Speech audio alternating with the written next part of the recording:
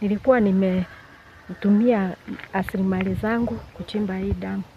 Ikanisaidia kwa misimu miwili ya kulima, nikalima horticulture, lakini ndovu nazo ni mimi.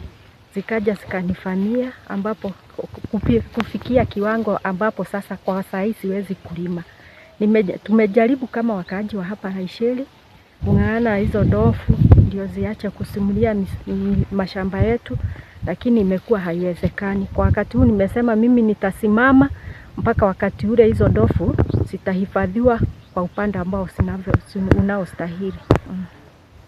Nilikuwa nalima horticulture kitu kama cabbage, sukuma wiki, spinach, na kwa wakati huo nilikuwa na create job katika society ambapo nilikuwa naajiri watu kama 10 na hao watu nilikuwa naweza kuwalisha. Lakini kwa wakati huo hata mimi mwenyewe siwezi kujilisha kwa sababu hakuna kitu ninalima kutumia hii damu.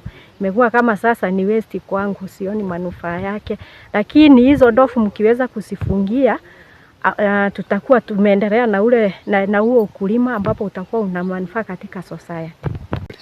Sasa hapa kuna aina 3 za ndovu venye huwa zinafuka hii waya. Kuna moja inasikia pale juu inafuruta kikigi.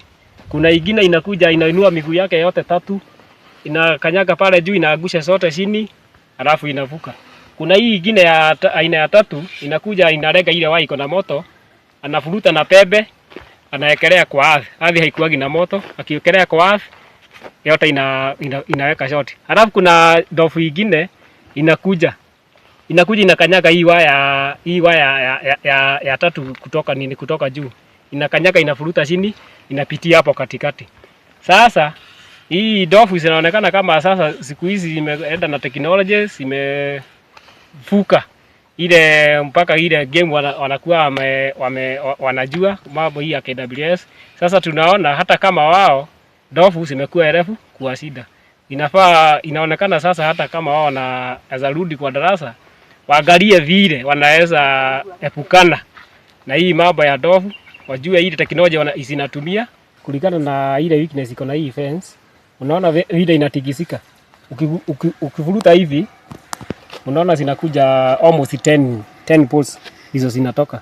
Sasa shida ni materials za kutengeneza fence ndovu zikikuja kuangusha hakuna. Tunaona kama hii shida inatokana kutoka na county government, juu hii fence huwa ina maintainiwa na county government of Laikipia. Sasa tunaona ndovu ikikuja kuvuruta hii fence hivi, waya zote ziko hangi, ikigusa tu kidogo yote inaenda chini.